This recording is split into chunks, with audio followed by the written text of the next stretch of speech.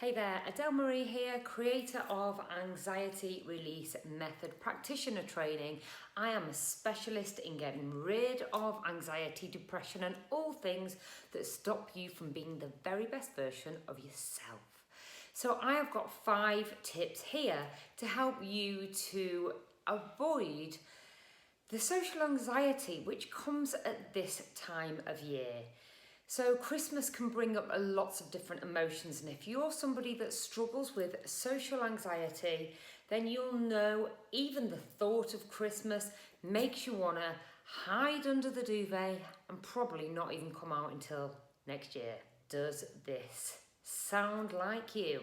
If it does, here are 5 things that can help you to avoid that social anxiety. Now, in my experience of treating thousands of people with anxiety and depression, one thing that I know that causes social anxiety in particular is that fear of being judged. We're all worried about what anybody else is thinking about us, but the thing is, we're also worried about what we're looking like and what we're doing and the mess ups that we're creating. We're not even focused or thinking about what you're doing, but we're all thinking the same stuff. So if you're one of those people that worries about what you've said to somebody at the last party or what you were wearing, don't worry, we've already forgotten about what you were doing or what you were saying or even what you were wearing. We're all just thinking about the same stuff, worrying about what's going on in our own minds, so don't you worry about what's going on in yours. The thing is, when you are struggling, when you've struggled with social anxiety, that can sometimes be easier said than done.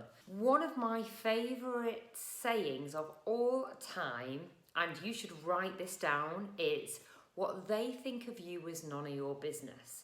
Now, when I first heard that, when I first said that, it sounded a little bit strange, but actually it's really powerful. So what anybody else is thinking about me is just none of my business. And honestly, I'm so busy thinking about my own stuff that I can't even spend the time worrying about what anybody else is thinking and where their head's at.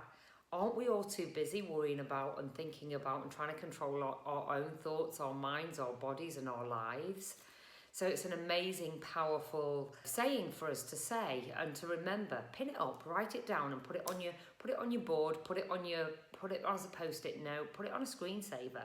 What they think about me is none of my business. It's really powerful. So here you go with your tips. Tip number 1 is to stay in the present moment. When we're worried about and we're anxious about something, it's always because we're overthinking about what happened in the past or what may potentially happen in the future.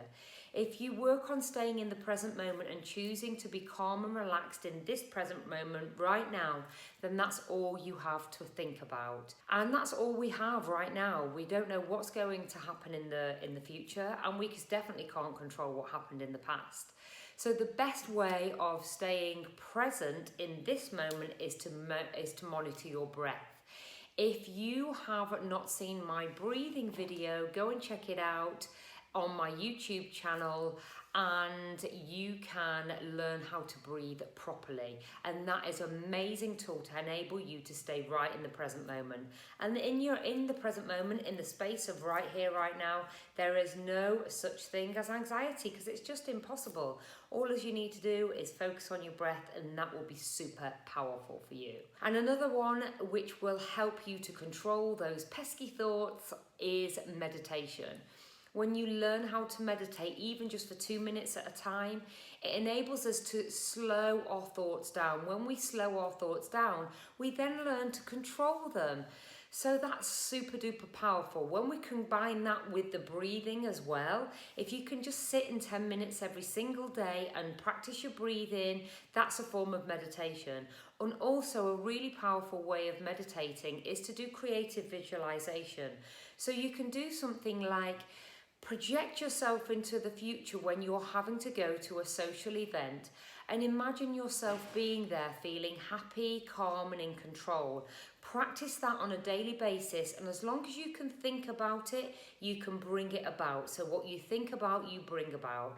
And that will really help the brain muscle to create That calm, controlled, confident you in a social event, super powerful. I promise you, if you practice this, you will get control over that pesky anxiety. Also, which is something that's really important, if you are somebody that has struggled with social anxiety, then it is more than likely that you are a sensitive soul. Sensitive souls really need to recharge. In fact, we all need that lovely time to sit and recharge our batteries. Be mindful of what you're saying yes to. Make sure that you do choose what you go to and what you attend. Only attend things that you really want to go to, or things that are really important. Say if there is an event with work, then just make sure that you choose wisely and you do say no, so you don't feel totally overwhelmed with the whole festive season. And this combines nicely, follows on to the next point. Number 4 is have your own wing woman or wing man. Somebody that you can confide in and say, hey, listen, I might need to leave early. Please just be aware that if I look like I'm struggling, remind me to breathe, remind me to stand tall and appear confident. And just confide in that person and let them know that you sometimes have struggled in the past with too much, too busy of a situation, and you may need to be reminded to breathe, to stand tall, to smile, you're okay, and maybe even give them permission to go home early. So if you've got your mate there and you say, listen, I might need to chip, I might need to go. If you've got somebody there that says, yeah, that's absolutely cool, it really makes you feel so much more reassured and safe and calm and again in control, which totally takes the stress and the anxiety out of that social event. And another thing which is really, really powerful here, tip number 5, and this is, do not under any circumstances own that anxiety. I am seeing people not only write this on their social media and their profiles and when they're struggling, and actually talk to me about it when I'm seeing clients one-to-one, is they say, I am anxious, I have anxiety. That is the worst thing that you can do. By saying I have social anxiety, you are telling your brain constantly that you are socially anxious. And so your brain is your best friend and it will always give you the results that you ask for. So stop owning it. Stop telling yourself you're anxious. Stop saying that I am an anxious person. You're not. You're probably just going through a blip in your life that can be sorted through these tools and techniques. So do not own your anxiety. It is not yours. It is not who you really are. You weren't born anxious. You just picked it up at some point in your life. You can break that pattern. You can change your programming. I know it.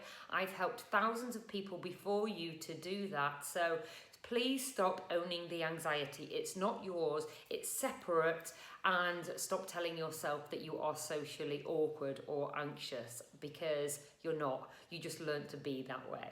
I hope that you found these tips useful. Please feel free to share them with anybody that might benefit from them in this busy time of the year. See you very soon.